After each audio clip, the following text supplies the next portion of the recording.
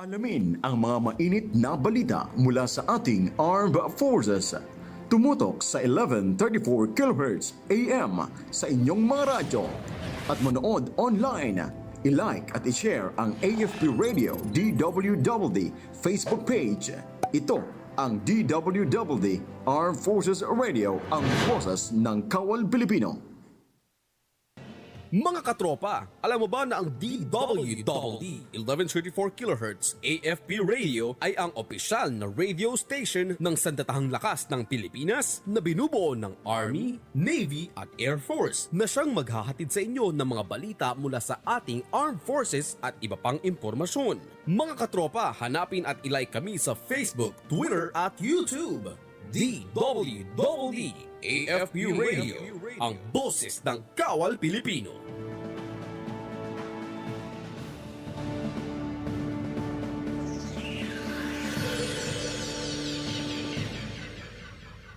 Kayo ay nakatutok sa DWDD AFP Radio. Kami po ay kasapi ng KBP, kapisanan ng mga broadcaster ng Pilipinas.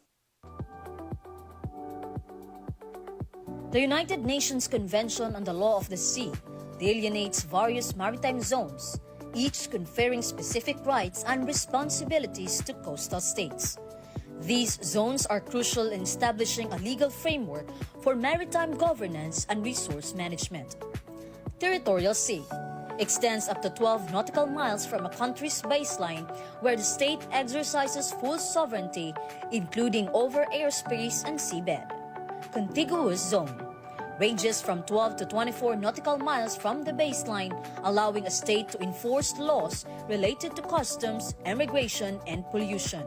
Exclusive Economic Zone or EEZ extends up to 200 nautical miles from the baseline, giving a state rights to exploit and manage marine resources, including fish and minerals. Continental Shelf extended underwater landmass beyond the EEZ, where a state can explore and exploit resources up to 350 nautical miles from the baseline. The United Nations Convention on the Law of the Sea or UNCLOS serves as the bedrock for maritime governance, outlining the rights and responsibilities of coastal states within their maritime zones. Understanding and adhering to these maritime zones is not just a legal obligation, but a vital step in ensuring that our nation's rights and sovereignty are respected and upheld. Together, we can ensure that Philippine sovereignty is acknowledged and honored, securing a strong and resilient future for our nation.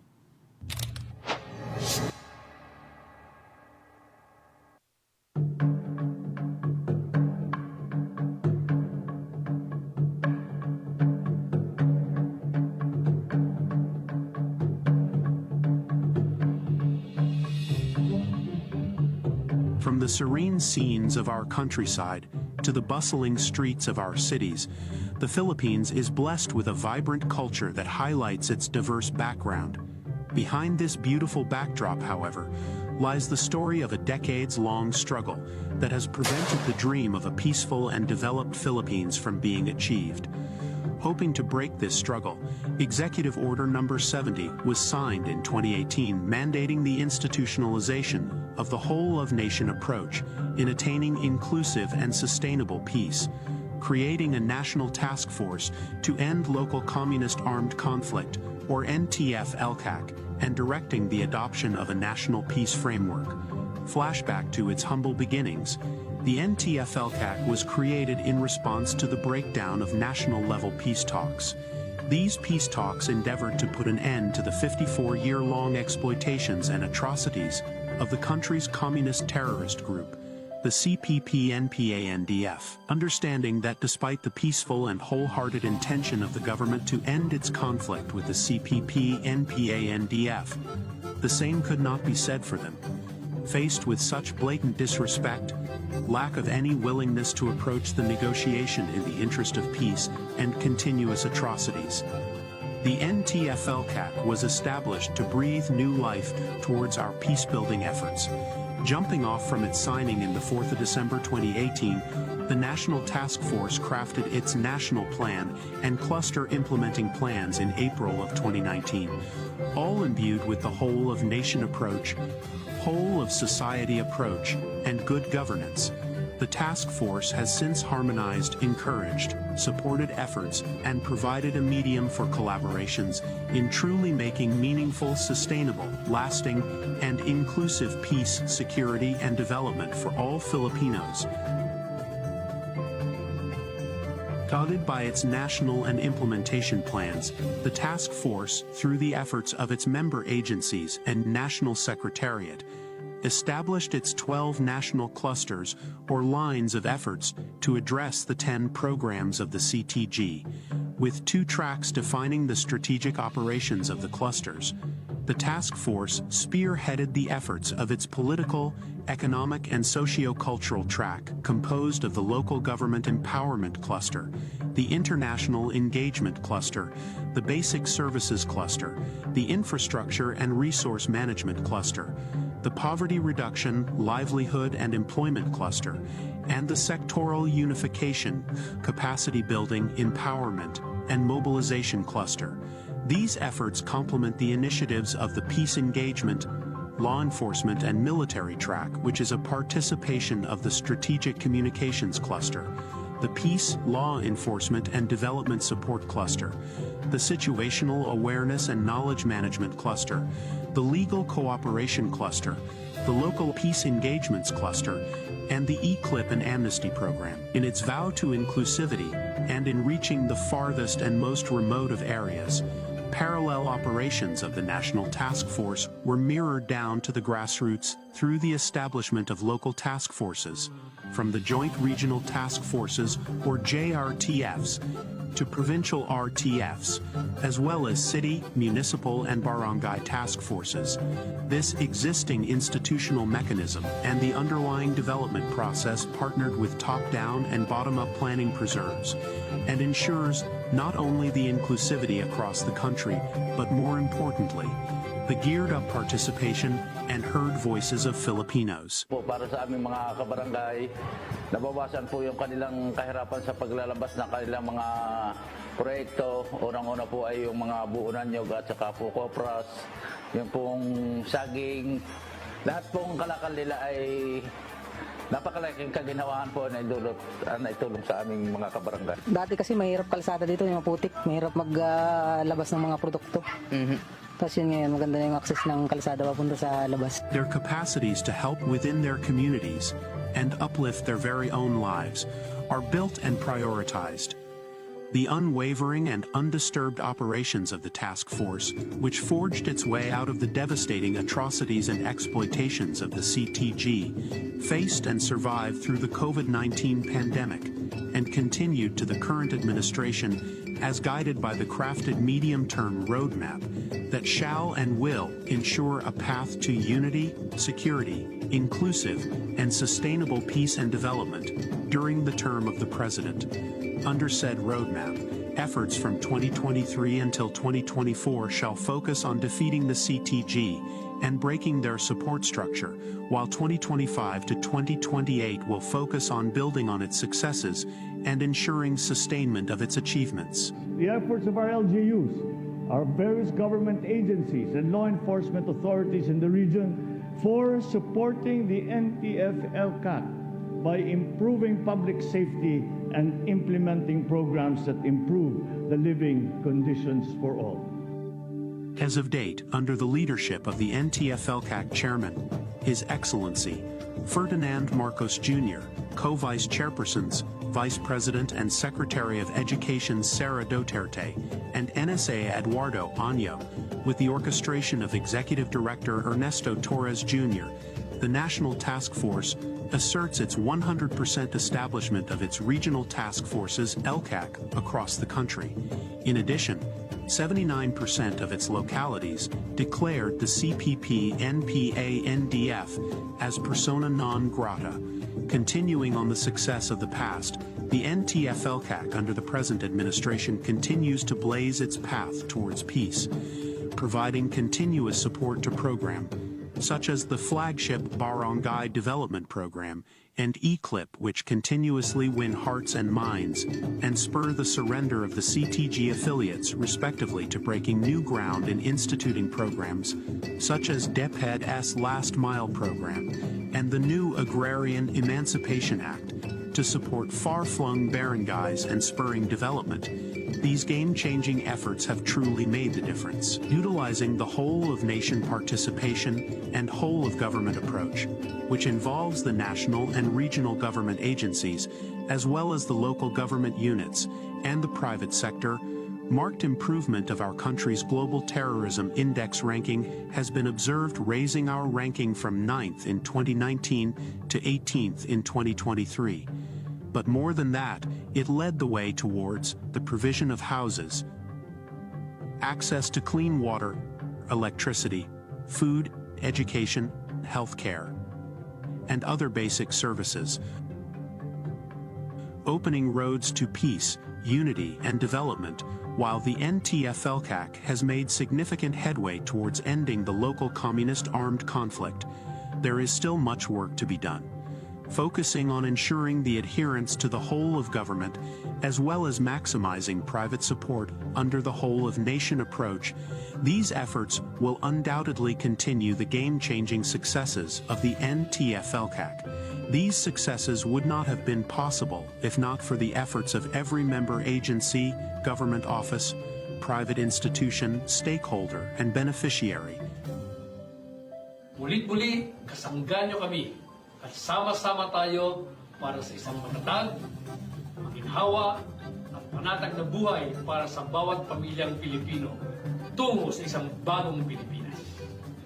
We are now at the point in our history when their armed struggle has evolved. We have now progressed together towards peace and development. We have incorporated capacity building and social protection into our reintegration programs to guarantee full decommissioning of former combatants.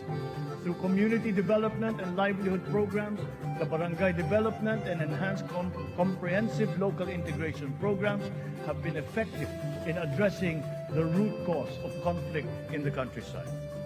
To complete this reintegration process, I will issue a proclamation granting amnesty to rebel returnees, and I ask Congress to support me in this endeavor.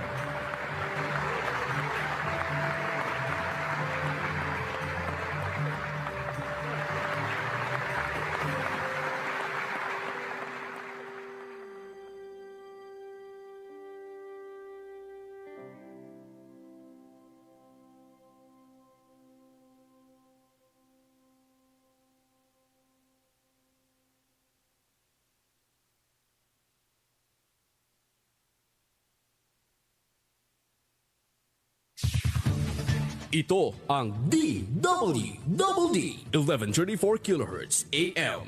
Balita, impormasyon at musika. Ito ang DWDD AFP Radio. Boses ng Kawal Pilipino.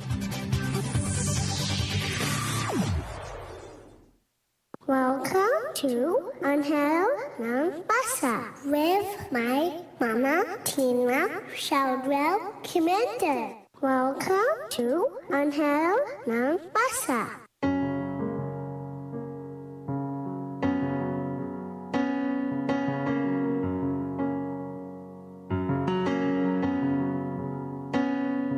Ang pagtulong sa kapwa, kailan may walang kapalit.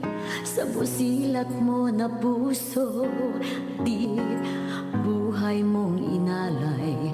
Sa kapwa ay pag-ibig. Ang mga may problema ay iyong nadarama. Ang sayo ay may lumapit, pakikinggan mo siya. Sa bawat dumating na pagsubok, may pag-asa. Anghel ng Masa, dulot mo sa kapwa ay ligaya. Kaming tigip sa luha, papaon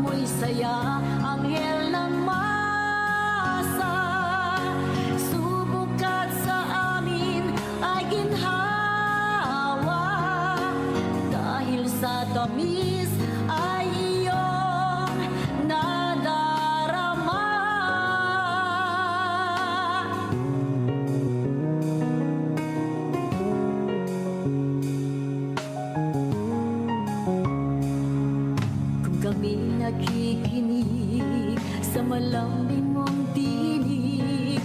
Aming mga problema ay nawawaglit sa bisyo mong tunay na pangmasay nakakamit. Anghel ng Masa, dulot mo sa kapwa ay ligaya, kaming tigip sa luha, pabaon mo'y saya. Anghel ng Masa, subukat sa amin ay ginhawa, dahil sa tamis ay iyong nadarama.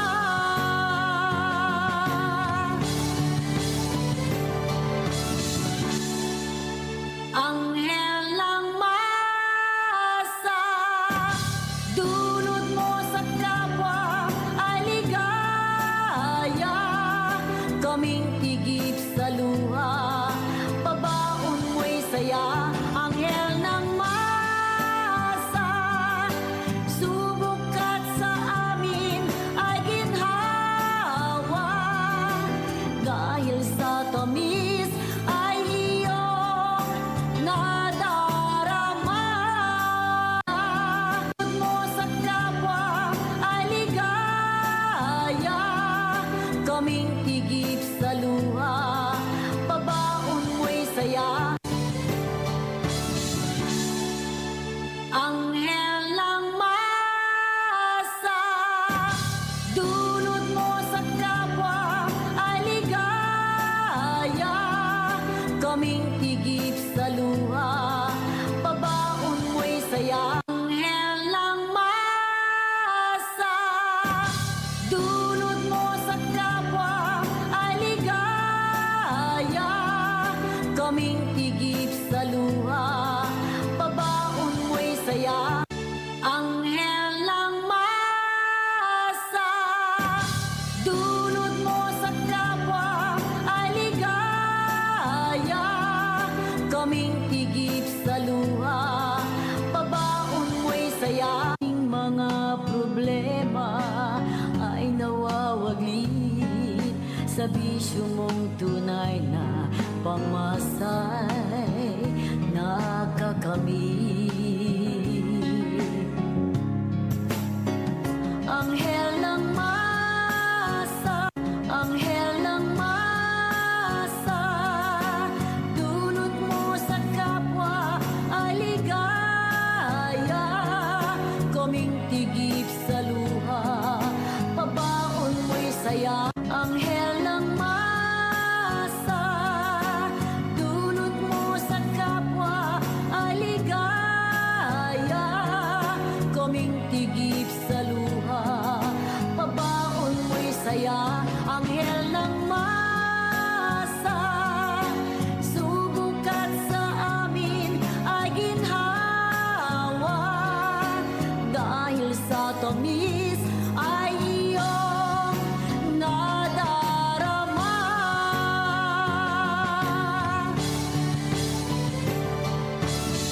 Anghel ng Masa, dulot mo sa kapwa ay ligaya, kaming tigip sa luha, pabaon mo'y saya. Anghel ng Masa, dulot mo sa kapwa ay ligaya, kaming tigip sa luha, pabaon mo'y saya. Anghel ng Masa, dulot mo sa kapwa ay ligaya, kaming tigip sa luha, pabaon mo'y saya. Anghel ng Masa, dulot mo sa kapwa ay ligaya, kaming tigip sa luha, pabaon mo'y saya. Anghel ng Masa,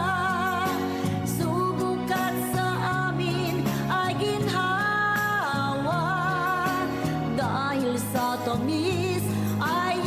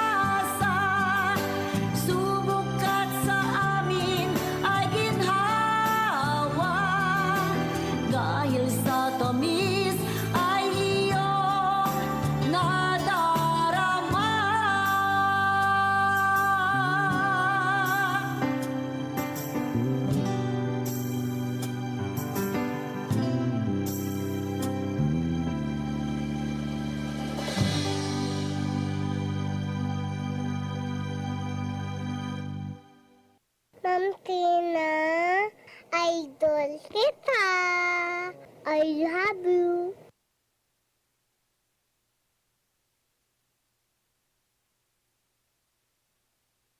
Here. And siyempre, Salia, big girl na. And siyempre, to my pochok, yan, to Andrew, Axel, Tony Girl, kay Kali, kay Smile, yan. And of course, all the other children that we have in the WWD. And Michaela, those kind of children. Very soon I'll be seeing all those beautiful smiles again. And syempre today is Wednesday. So we'll be having Dr. Nats para sa ating Wednesday edition ng The Doctor is In. All right. I just don't know where he is right now. Or he'll be on a phone patch. Then.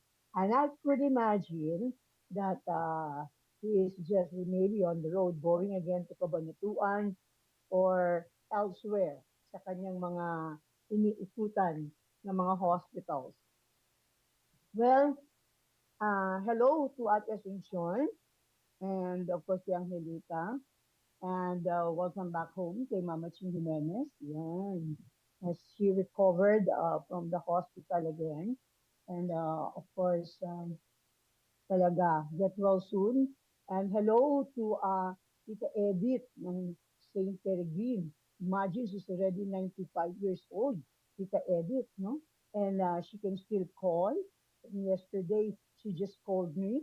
Uh, and it was so nice of her to to really look for me and etc. And it was really nice to see you, to hear you, Tita Edith, once again. Oo, at nagre-request siya ng Biko. Ayan, kaya Lorna. So, nakakatuwa naman kasi sa dami ng kanyang naiisip, Biko pa ang kanyang naisip. But anyway, it's really fun. Oo, anyway, thank you kay Kaiser sa dami ng mga telepono na dito sa aking harapan. Oo, para maayos. Thank you rin sa aking inaanak na sa tech, kay Ronald Angeles na naasikaso niya ang mga dapat. Oo. And siyempre, today is November 5 in California. Yan. And London, my son was born in California, in St. Luke's, California. So today is officially his birthday. Yan. Happy birthday to my bunsoy. Yan, here's London. He's now, he is in the U.S. Coast Guard and apparently right now on mission. That's the reason why we were not able to have the birthdays together. Kasi nga, he is on a mission. It's not, I'm not, I'm not obliged to tell you where country he is right now with his team. But anyway, wherever you are, yan, in the Pacific Ocean, all right, I want you to know that we love you and we'll always pray for you and we miss you. Yan, you'll always be my bunso forever. Yan. All right, happy birthday, my London. And narito na po si Dr. Nats. Yan. Para pagbubukas po ng talon ng The Doctor is In. Good afternoon, Dr. Nats.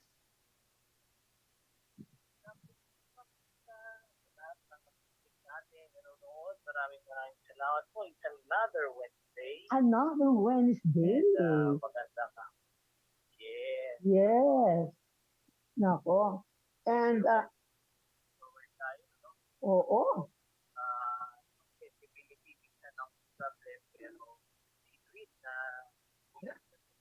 everywhere. Yes, oo nga.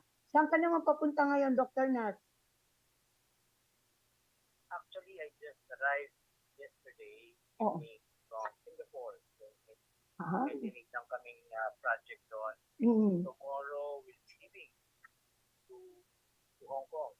And what again this time? Para ito pa rin ay concerning the medicine? Yes, oo. Ah. Puro business trip. So that, What is it, Dr. Nat?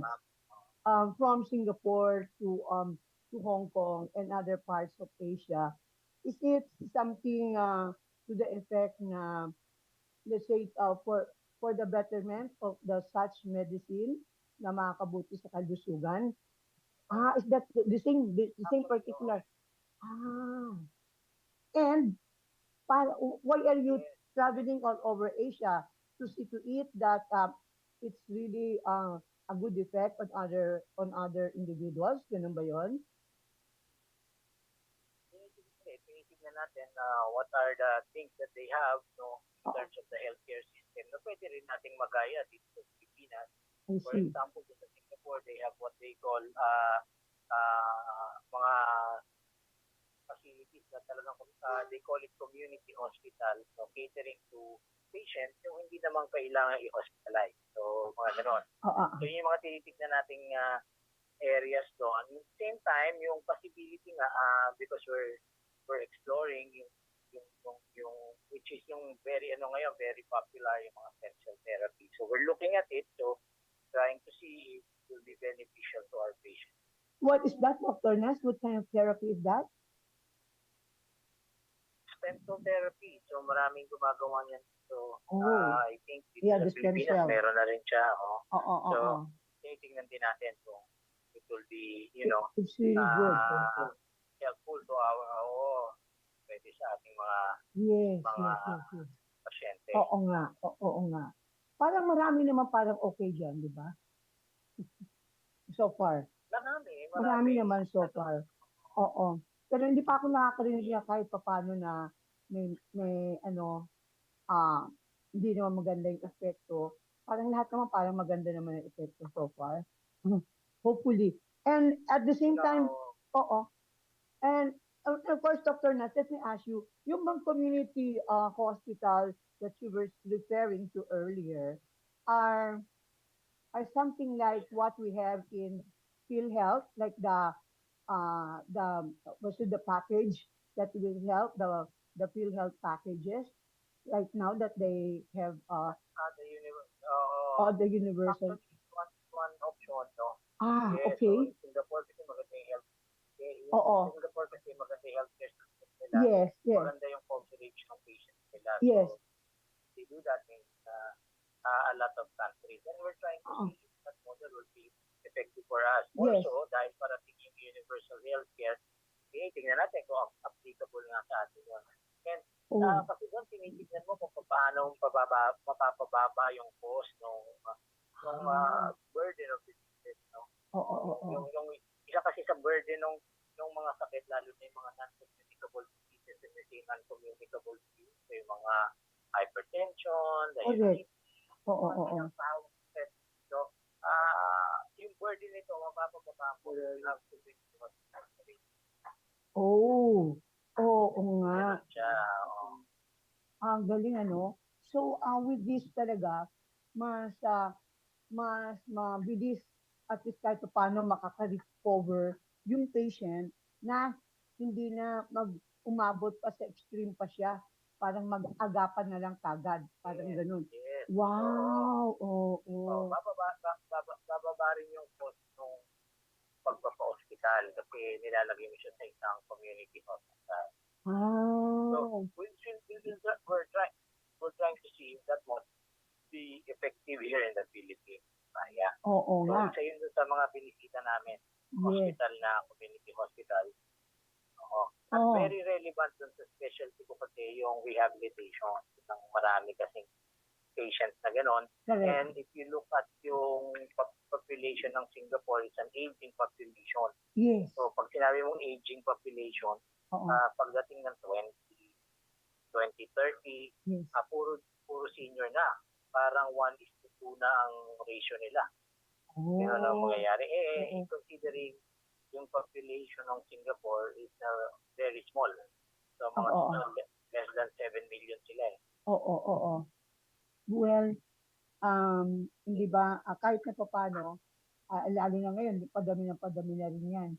Kahit paano, kasi marami na ngayon ang talaga nagpupunta rin ng Singapore, di ba? Na gusto mag-migrate to Singapore. Alam mo mga gano'n, maraming change.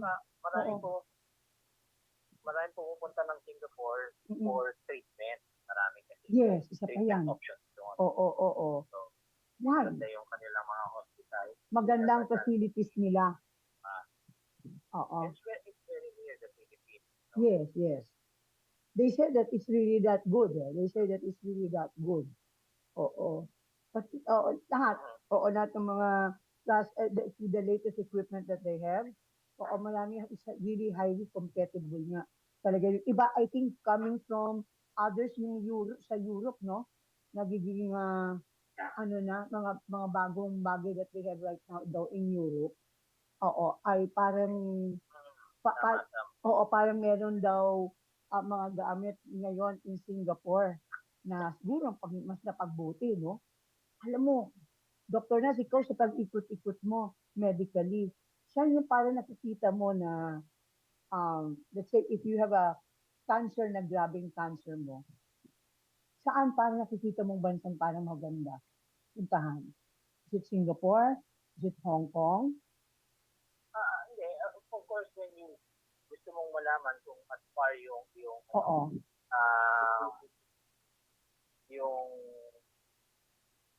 yung healthcare system mo, syempre doon ka muna sa mga kapitbahay mo, yun ang titingnan mo. Yes. Muna. Para malaman mo kung nakakasabay ka ba sa bahay mo.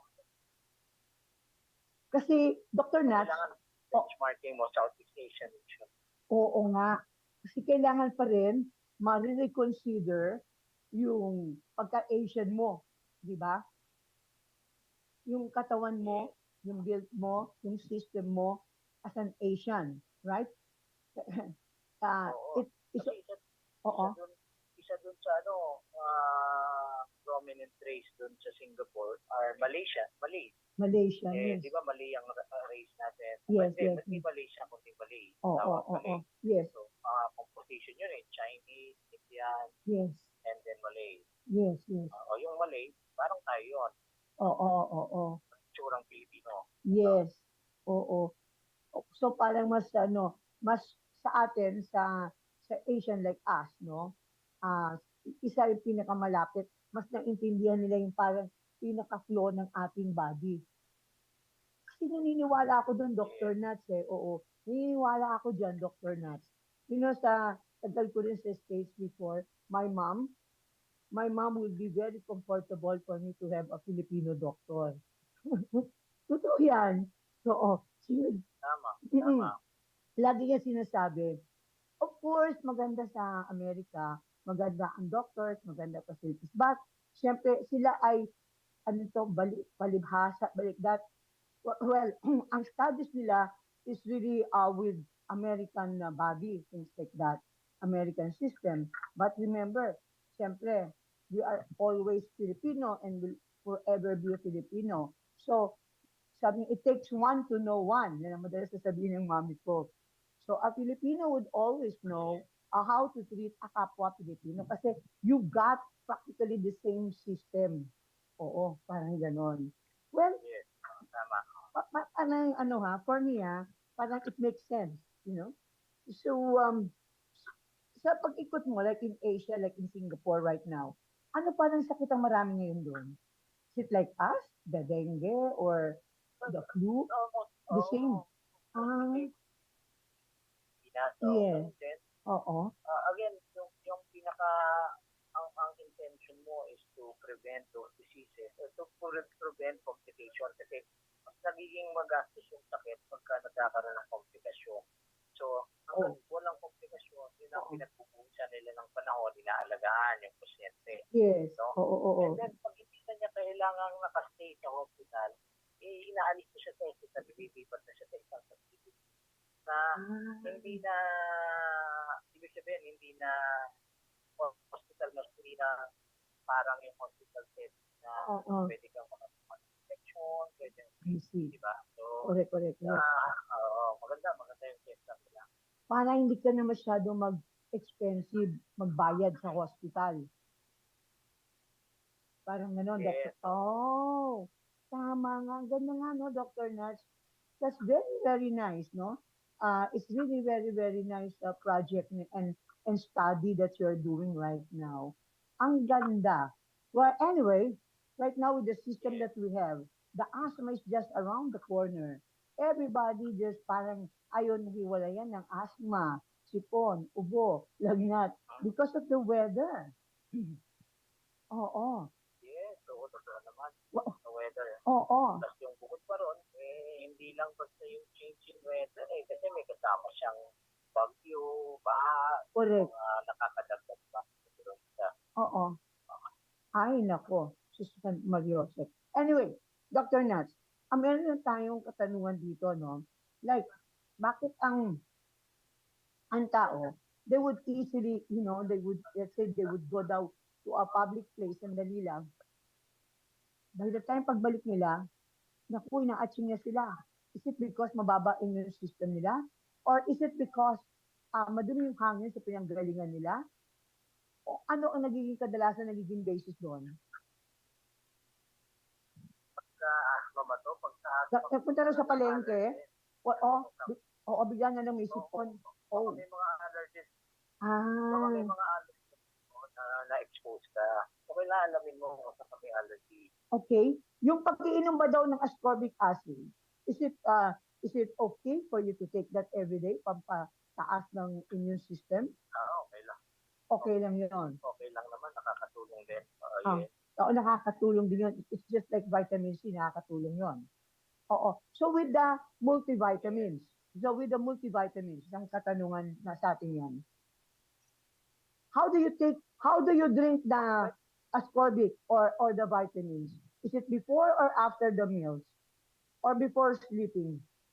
Kasi usually, may instructions naman yung doctor mo depende sa composition o sa ginamit ng vitamin. Kasi medyo yung acidity nun mataas. So, kailangan rin may timing. So, before Yes. tapos or bago talaga kumain, and then yung nandiyan na kakain ka na malapit. Malapit na kakain. Ganon. Oh. So, I think for more for the absorption rather than just side effect. Yeah. So, siguro if it's the mga sipon, parang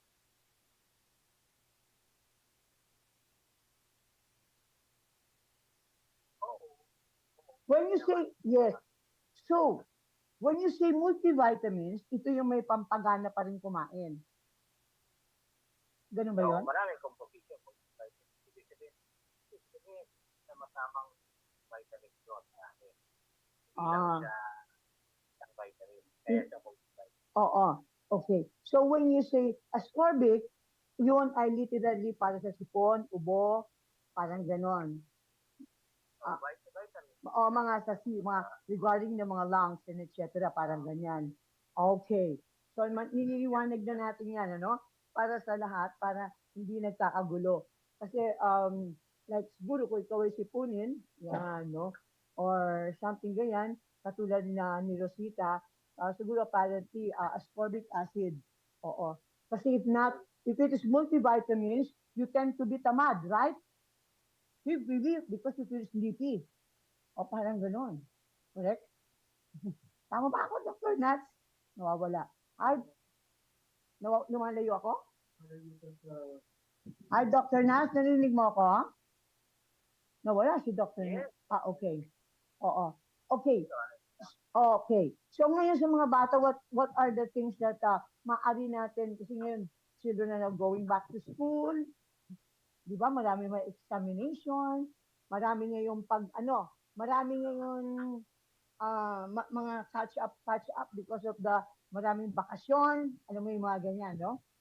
So, is it still appropriate na ang bata ay nakamask sa loob ng classroom? Sa ibang mga schools, pinapatupad pa rin nila yun. Pero right now, not necessarily anymore. So, kasi talaga medyo nag-work na yung DOH, no, on wearing mask. But they advise you to wear mask pag nasa loob na ng Oo. Sa school, karamihan hindi na. Kasi pag pumunta ka sa ibang bansa, maganda kahit. Oo nga. Pero napansin ko lang, like in some public schools kasi, na parang madami sila sa isang classroom. Alam mo, parang dikit-dikit sila. Oo. Oo. Oo. Maganda ka.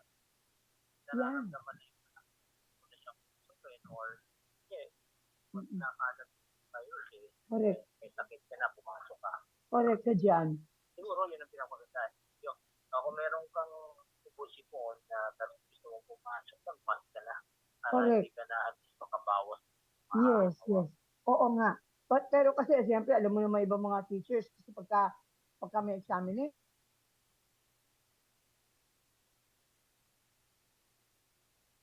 scope up to alam mo, minsan, di mo maintindihan kung saan lulugar ang parent, saan din lulugar yung teacher.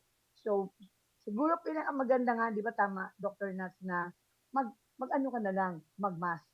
Ang problema lang kasi, meron bang ibang mask na mabuti, Dr. Nats, na hindi naman masyado mainit para sa bata? Marami yung mga blue na kulay blue na mask. Maninipis to. Yung kalang, isi na manipis. Oo. Isi na manipis lang, di ba? Pwede na. Oo. Isi na manipis lang. Oo. Kasi mainit, kulang nga electric fan. Alam mo yung ganon. Ang importante kasi doon, mga nanay, ay, di ba, pag may nagbahing, hindi nga nakukuha kagad, di ba? Paligay ko yun eh. Yun lang. So, yung bata, hindi yung biglang pag-uwi, parang yung nanay, parang isa mag-message sa akin, bakit ganun, ma'am? Kanina lang, ang ganda-ganda. Pag uwi namin dito, may sipon na naman. Bakit nagkaganon? Sabi ko, baka may nahagip na hangin na hindi maganda. Di ba? So, inaisip ko tama nga, Dr. Nas, what is the right way ba to magpili ka ng tamang mask para sa mga bata na hindi naman mainit, pero kahit na papano, nakakapagbigay ng tulong sa kalusugan ng ating anak. Saan mo nakikita yung sinabi yung manipis? Yung mask? Oo. Iba yun eh. Yung N95, ito biglang ito. Oo, oo. Yung mga blue mask, mga ordinary, nakita mo sa nakita ko sa ibang person, nakamask sila pagkain, nasa loob sila ng tindahan. Yes, yes. Serve sila. Okay. Okay. Oo, restaurant. Oo. Okay. I know na you're selling the blue one, yung usually may blue tapos may puti, may something ganyan. Sa likod. Okay. Oo. Oo nga.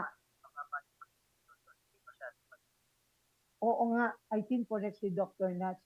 Yung klaseng gano'n, no? Yung nakabox siya. Oo, nakabox siya. I've seen so many like that in Divisoria. So, sige lang, if I were you parents, buy lang. Kahit paano, mura lang naman siya. Kasi para safe kayong lahat. Yun ang ibig ko lang sabihin. Kasi mahirap mag-worry, di ba, Dr. Nats? Kung mayat-maya na sa hospital kasi yung anak mo, parang nakaka-worry, di ba? Oo. What are the other things na kailangan natin ibigay na lesson for the day? Dr. Nas, kasi it's already, it's about time for your parting message.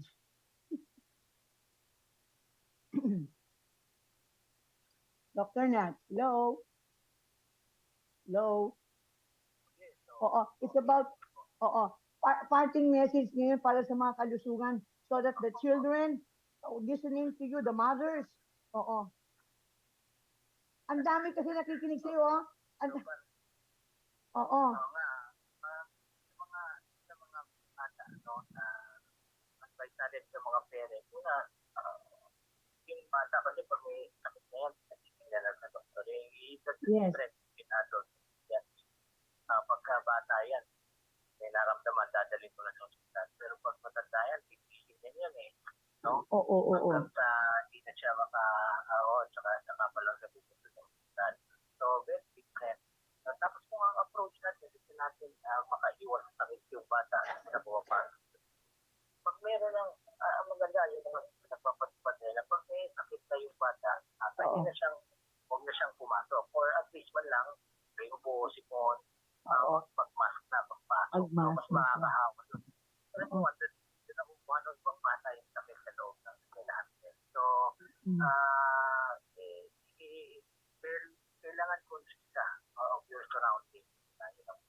importante, lalo na merong may sakit sa loob ng eskwelahan. Yes. No? Maganda, pinakausap nyo rin yung mga anak nyo, tinatanong nyo, meron bang umuupo ron sa school, para alam nyo. Oo. So, Yes. yung mga pwede nating tips din. Na vitamin is very important sa mga bata yan. So, bigyan nyo ba rin sila ng multivitamin at least once a day, then enough fluids, no? So that okay sila. And of course, patulogin yung maaga. Mga bata ngayon, may natutulog. Naglalaro ng iPad. Yes. No? Oo. So, habit sa bahay na patulogin nyo na yung bata as early as possible. Lalo na kung maaga yung school, kasi yung mga ibang school is 6 o'clock nag-start na. Lalo na yung mga government schools. Yes. 5:30 pinagkaklase na. 5:30 English. Yes. Oo, totoo yan. Bata dapat. Oo. Mga 9 pa lang. So, Wow. yun ang mga tips natin sa parents na nakikinig ngayon. So, hopefully, nakatulong tayo.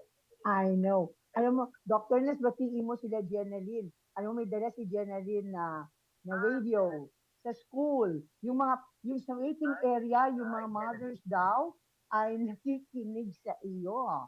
Oo. Batiin mo ang mga waiting mothers. Oo.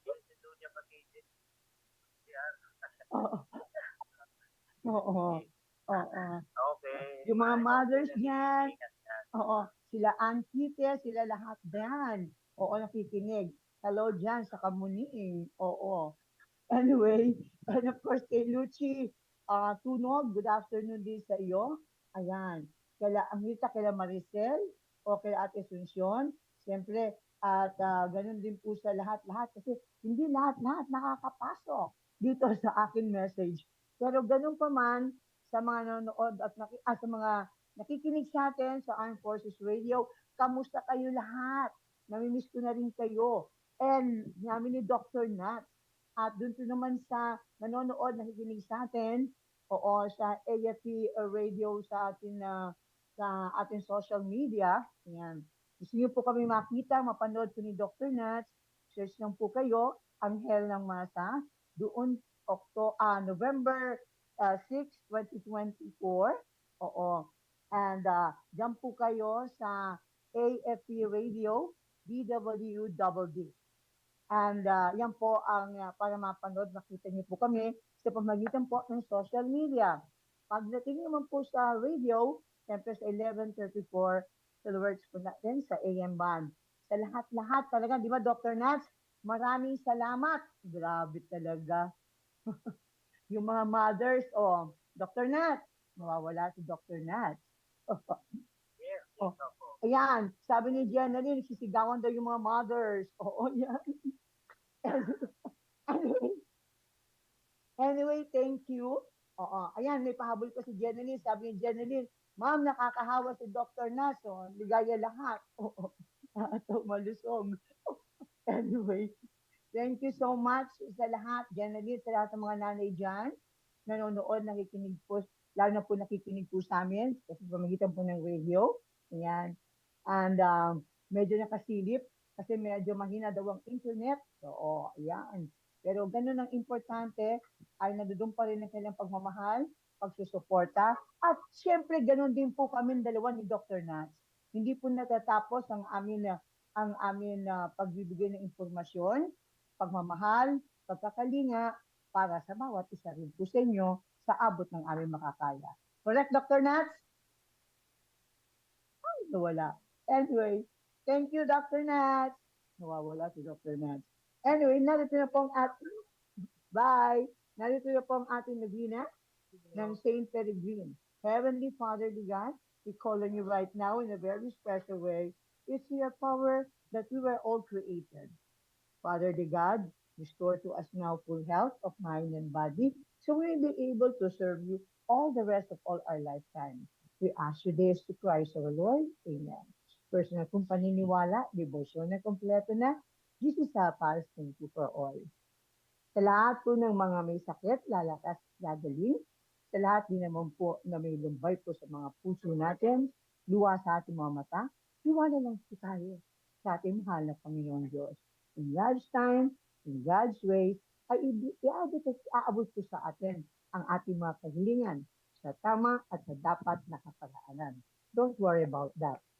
And of course, thank you so much, Mama Shing Jimenez from St. Peregrine, together with JJ, Mayot, and of course, Ate Christy, and all of the Peregrinians, lalo na ating mga Peregrinians prayer warriors, Ate Asuncion, Maricel, and Angelita, Ate Fanny, and all the rest. Kamusta po kayong lahat dyan? Tita Eddie, hello there. And of course, sa lahat po ng ating mga listeners din sa radio, hello din to everybody. Ayan. At ganun din po siyempre sa lahat ng mga kasamahan po sa DWDD, sa technician, kay Ronald, kay Ferdy, Regina, and Angel, and of course, Leonor, ayan, Ferdy, and all the rest. Hello and thank you so much. And Sarge Dawatan, baka nakalimutan ko. And at the same time, sa production, maraming salamat din po kay Sergeant Angel at sa lahat-lahat ng mga kasamahan. Thank you so much. Ang ating programa mula po sa Bisigat Basbas ng Civil Relations Service of the Armed Forces of the Philippines, mula po sa ating commander ng CRS-AFP, no other than of course, MGen, Ramon Sagala, Philippine Army, and of course ating hit commander ng MCAG, DWDD, Armed Forces Radio, Colonel Margaret Maricel Padilla, Philippine Army, and at the same time our currently AFP spokesperson. And of course, thank you kay Dr. Natch ng St. Jude College for being with us every Wednesday para sa portion ng The Doctor is In. Alright. Sa lahat-lahat po sa inyo, ang sakit po ay is just around the corner, pero ang kalusugan din ay nandiyan din sa ating tabi. Nasa ating pag-iingat, kabayan ng ating panalangin, wala akong imposible sa ating mahal na Panginoon Diyos Ama. Ako po yung lingkod, Teena Shotwell Clemente, Anghel ng Masa, para po sa pusong CRS. Mabuhay Pilipinas! Hanggang bukas po muli, we love you all and God bless.